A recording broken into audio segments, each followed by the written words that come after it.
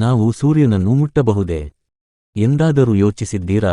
ಆಕಾಶದಲ್ಲಿ ಪ್ರಕಾಶಮಾನವಾಗಿ ಮಿಂಚುತ್ತಿರುವ ಸೂರ್ಯನನ್ನು ನಾವು ಮುಟ್ಟಲು ಸಾಧ್ಯನಾ ಅಂತ? ದೂರದಿಂದ ನೋಡಿದರೆ ಅದು ಒಂದು ದೊಡ್ಡ ಬೆಚ್ಚಗಿನ ಕಿತ್ತಳೆ ಚೆಂಡಿನಂತೆ ಕಾಣಿಸುತ್ತದೆ. ಮೊದಲನೆಯದಾಗಿ, ಸೂರ್ಯ ನಮಗೆ ಎಷ್ಟು ದೂರದಲ್ಲಿದೆ ಗೊತ್ತಾ? ಅದು ಸುಮಾರು 15 ಕೋಟಿ ಕಿಲೋಮೀಟರ್ ದೂರದಲ್ಲಿದೆ. ನೀವು ಗಂಟೆಗೆ 1,00,000 ಕಿಲೋಮೀಟರ್ ವೇಗದಲ್ಲಿ ಪ್ರಯಾಣಿಸಿದರೂ ಸೂರ್ಯನನ್ನು ತಲುಪಲು ಸುಮಾರು 60 ದಿನಗಳು ಬೇಕಾಗುತ್ತವೆ. ಅಂದರೆ ಅದು ಕೇವಲ ನಮ್ಮ ಪಕ್ಕದ ಮನೆ ಅಲ್ಲ.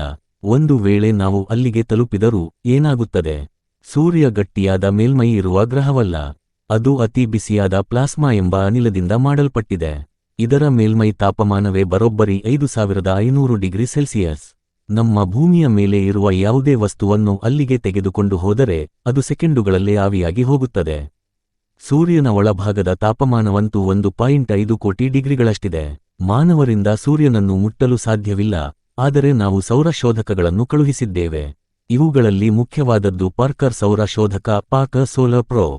ಈ ಶೋಧಕವು ಸೂರ್ಯನ ವಾತಾವರಣಕ್ಕೆ ಕೊರೋನಾ ಹತ್ತಿರ ಹೋಗುತ್ತದೆ, ಆದರೆ ಇದು ವಿಶೇಷವಾದ ಉಷ್ಣ ಕವಚಗಳಿಂದ ರಕ್ಷಿಸಲ್ಪಟ್ಟಿದೆ. ಕವಚವಿಲ್ಲದಿದ್ದರೆ ಈ ಉಪಕರಣವು ಕೇವಲ ಬೂದಿಯಾಗಿರುತ್ತಿತ್ತು. ಸೂರ್ಯ ನಮ್ಮ ಸೌರವ್ಯೂಹದ ಶಕ್ತಿ ಕೇಂದ್ರ. ನಾವು ಅದನ್ನು ಮುಟ್ಟಲು ಸಾಧ್ಯವಿಲ್ಲ, ಆದರೆ ಅದರ ಅಗಾಧ ಶಕ್ತಿ ಮತ್ತು ಸೌಂದರ್ಯವನ್ನು ದೂರದಿಂದಲೇ ಮೆಚ್ಚಬಹುದು.